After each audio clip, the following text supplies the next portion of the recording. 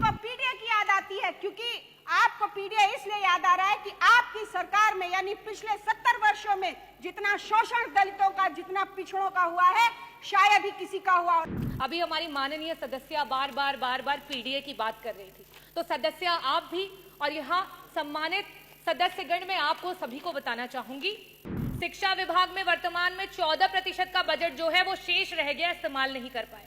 स्वास्थ्य में 40% का बजट ऐसे ही रह गया, उसे इस्तेमाल नहीं कर पाए। कि लाजमी है तुम्हारा मेरे किरदार पर उंगलियां उठाना, लाजमी है तुम्हारा मेरे किरदार पर उंगलियां उठाना। तुम वो जो चाह कर भी मेरे मयार तक नहीं आ सके, आप योगी जी पर उंगलियां उठा सकते हैं, लेकिन 20 वर्ष अपने शासन को देखिए।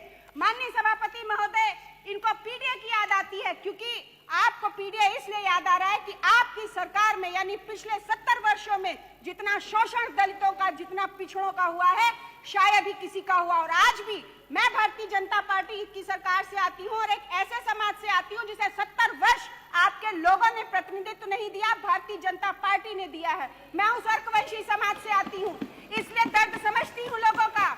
अभी हमारी माननीय सदस्य बार बार पीडीए की बात कर रही थी, तो सदस्य आप भी और यहाँ सम्मानित सदस्यगण में आपको सभी को बताना चाहूंगी कि जहां पूरे देश में 3% का बजट विभिन्न प्रदेशों में, चाहे वो आपका दलित समाज हो, वनवासी समाज हो और अल्पसंख्यक समाज हो, उसको दिया जाता है, वहीं उत्तर प्रदेश में मात्र 1% का बजट दिया जाता है। और उस 1% के बजट में भी आपका 30% का बजट ऐसा धरा का धरा ही रह जाता है, विभाग उसको इस्तेमाल ही नहीं कर पाता है।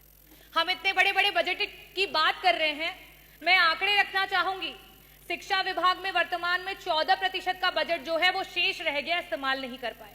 स्वास्थ्य में 40% का बजट ऐसे ही रह गया, उसे इस्तेमाल नहीं कर पाए। आवास में 46% का बजट रह गया, जिसे इस्तेमाल नहीं कर पाए। एससी एसटी माइनॉरिटी में 30% का बजट है, जिसे इस्तेमाल नहीं कर पाए। अगर हम सिंचाई एवं बाढ़ नियंत्रण की बात करें, 35% का बजट है, जिसे इस्तेमाल नहीं कर पाए। अगर हम ट्रांसपोर्ट और पीडब्ल्यूडी की बात करें, 6% का बजट है, जो पुराना बजट है, जिसे आप इस्तेमाल नहीं कर पाए। समाज कल्याण के मंत्री जी यहाँ बैठे हैं, 23% का बजट आज ऐसे ही पड़ा हुआ है, उसे इस्तेमाल नहीं कर पाए। कृषि विभाग वैसे ही 4% किसानों को दिया जा रहा है बजट में से, उसमें से भी 10% बजट ऐसे ही धरा का धरा रह गया, उसे इस्तेमाल नहीं कर पाए। तो मैं बजटों पे बहुत बातें नहीं करूंगी, क्योंकि जो पुराना है उसे ही नहीं इस्तेमाल कर पाए, तो बड़े बड़े बजटों का क्या हवाई लूटी जाए।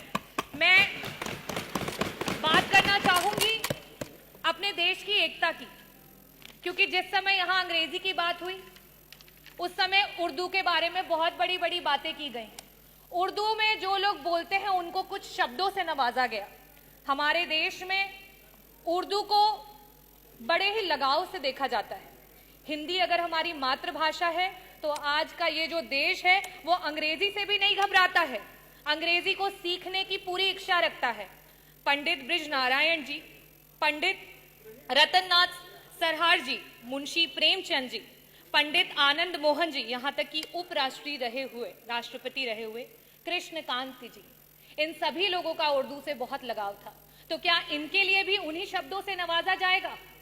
मैं आखिरी में सिर्फ यही कहना चाहती हूँ, ये विकसित देश है, ये प्रगतिशील देश है और ये युवाओं का देश है, और युवाओं की यही आवाज है कि रावण नहीं हम पलने देंगे साधुओं के वेश में, रावण नहीं हम पलने देंगे साधुओं के वेश में, अफजल नहीं पनपने देंगे अब्दुल कलाम के देश में। हिंदू हो या मुसलमान अब शीश नहीं कटने देंगे, कसम तिरंगे झंडे की अब ये देश नहीं बटने देंगे। जय भीम, जय भारत, बहुत बहुत धन्यवाद।